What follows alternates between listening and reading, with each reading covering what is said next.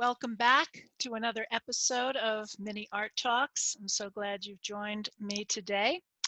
Today, I am going to do something a little bit different from what I have done in the past. I'm going to talk to you about this painting, Norman Rockwell's Shuffleton's Barbershop from 1950. It is now owned by the Lucas Museum of Narrative Art, but since that museum is not open yet, it can be found at the Norman Rockwell Museum in Massachusetts. So let me just make myself a little bit smaller here. Now, Norman Rockwell is very oftentimes dismissed as kind of a chronicler of simple pleasures of small town American life, or someone who depicts a world that doesn't exist or never did exist. And at best, he's given credit for creating humble incidents that give our everyday lives some kind of meaning. But I really think he's a lot more than that. And I think this painting really shows that he is capable of compositional complexity and a lot of emotional subtlety as well in his work. And I'm going to try to describe that to you. Now, I also think that he is the heir, could be described as the heir, or an heir at least, to 17th century Dutch Golden Age paintings. And you can see a similarity to Shuffleton's Barbershop in this painting, Vermeer's The Concert, where you have people performing and we're kind of drawn in to their activity, and the light is shining on them, which is something that Rockwell is doing as well. Or Peter de Hoog's Courtyard of a House in Delft. Again, ordinary people doing ordinary things that kind of illuminate our daily lives as well. Now this painting, which is 4 feet by 4 feet, it was first seen by the public as the cover of the Saturday Evening Post on April 29th in 1950. And here is the painting, the way that it looks. Now this is a depiction of an actual barbershop, Rockwell's barbershop, that he went to with his children as well, his sons, in Arlington, Virginia, where he lived at the time in 1950 when this painting was done. And the proprietor was Rob Shuffleton, and here's a drawing of Rockwell himself getting a trim from Rob Shuffleton. And he is one of the musicians in the back here. I've read that he's the cellist with his back to us. I've also read that he's the fiddler. I'm not really sure. I don't think it really matters. But the musicians here in the painting were friends of Rockwell's from his town in Vermont. Although interestingly, none of them were musicians. And in fact, Shuffleton himself, his hobby was, he was a fisherman, and we can see several of these accoutrements in the painting as well. Now, I really feel that this painting marks a shift in his work. It's very contemplative. He's eliminated any use of caricature, which had been a hallmark of his painting in the past. And he's really manipulating, I think, light and space here to create a mood. And in fact, that light here that illuminates the musicians is actually, to me anyway, quite transcendent. So I want to talk about some of the details in the painting. So I'm going to show you a different version of this. It's the same painting, not a different version. But you know, whenever we show you things like this, it's always in reproduction, and it depends on, it's a picture of the painting, so it depends on the camera that's used and the lighting that's used and the lenses that are used. So this, I believe, is what the painting really mostly looks like.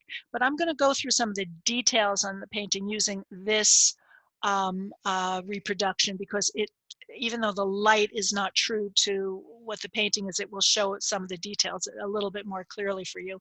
And then I'll go back to what the actual painting looks like. So let's look at some of the details.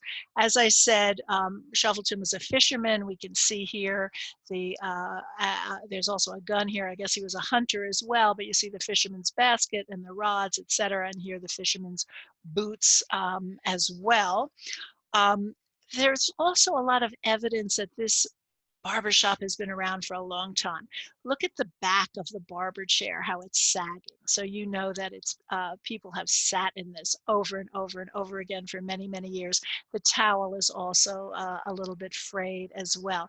We also have, if you look at this broom, you can see it's pretty well worn here. Actually, I'll get a little bit closer so you can see that. You see how worn it is in the back of the chair. And also look at all the detail in the chair. It's so interesting how he's done so much of this detail. You see the studs in the leather as well. Also to show us how old this is, look at there's a crack in the window that hasn't been repaired.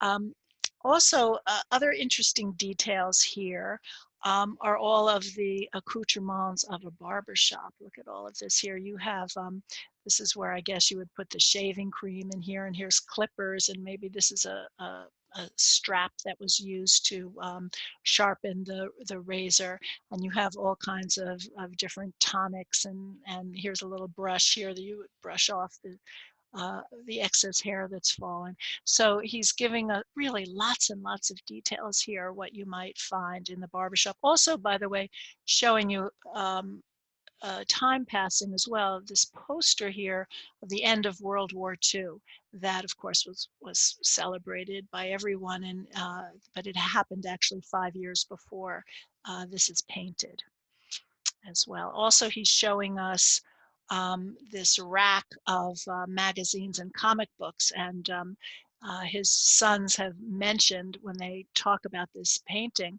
that they love to come and read the comic books here, and actually didn't want their turn to come to get the haircut because it meant that they had to stop reading the comic books. Also, I want to um, bring your attention to this cat. This cat is totally fictional. Rob Shuffleton did not have a cat that was around his shop, but Rockwell shows us this cat here sitting so attentive. He's almost like he's transfixed at what's going on here with the musicians playing. Now, let me get out of here back to the entire painting here, and you can see how Rockwell draws us in compositionally with the floorboards, drawing us into the back because he wants us to focus on this. Now, uh, in reading about this painting, I've read a lot that this is a meditation on small town life. Some have said this is a depiction of loneliness, that they get an air of loneliness from this painting, and I suppose that that's very valid, but I don't see that at all. I actually see that the viewer is not, the people that say it's lonely are saying that the viewer is shut out of, this is kind of like a magic circle and the viewer is shut out of it. I don't see that at all. I see us being welcomed into that the cat is kind of standing for us, and we're sitting there and we're welcomed into this amazing space, coming in from the outside where it's cold, but inside here it's very toasty, and we can see the embers of the stove is lit here, and it's warm and toasty and inviting us to come in. But that's just how I see this. But also, I have a totally different interpretation of this painting, of what this painting is really about. I don't really see it as a meditation on small town life, as it were. I see this painting as a celebration of art. I think that what Rockwell is saying, that even though we all have our daily lives, you might be a barber or a pharmacist or a fisherman or a newspaper delivery person, whatever you're doing in your daily life, you need to take some time out either to make art or to at least appreciate art. Right? The cat is appreciating it. The people are making the art. That without having art in our lives would be that much more impoverished.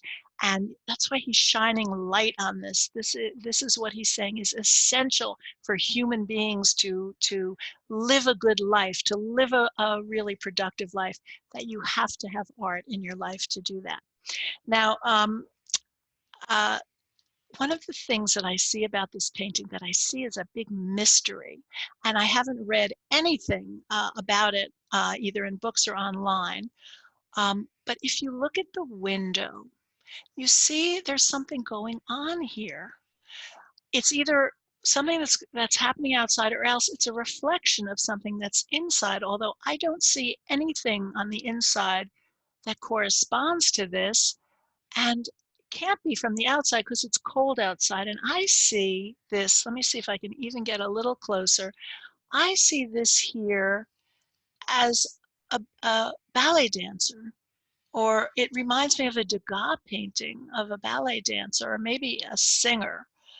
And then I see here some other things that look like they might be a painting. This to me looks like a table, and this almost looks like the Last Supper to me. Now, I may be totally reading something into this, I don't know. Let's look at it from the the way the painting really is, with it, that's got the more dark, moody look. And then let's look at the close-up of the window and that. And I think, can you see the woman here? As if she's singing, or she's got a long dress on and her arms are out as if perhaps she's singing or dancing. And this to me looks like the painting that Dutch painting of the doctors that are or that are doing an autopsy. Maybe, again, maybe I'm just looking at that if from a jaundiced way. I don't know, but because there's no way to really, let's go back to the original painting here. Let's see, which would be this, um, or actually this one, that I don't know what this could be a reflection of. I really don't. But if you have any ideas of what you think this is, whoops, let's go back, of what you think this is, leave it in the comments section, because I'd be very interested to know how you feel about this. If you think there's anything uh, that supports my idea that this is a painting about art, and that's why Rockwell has put these images in here that seem to be very mysterious, but that to me are of artworks. But again, I'm not sure about this, but I am sure in my way of thinking that that's what this painting is about. So I hope I've given you a new way to look at Norman Rockwell. And if we'll go to the end, I'll invite you, of course, to join my Art Talks page on Facebook, and you can find it by looking for this logo, and then of course also subscribing to my YouTube channel.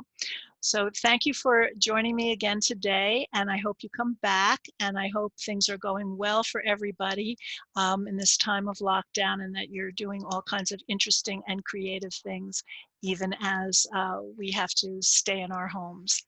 So thanks again, and come back soon. Bye-bye.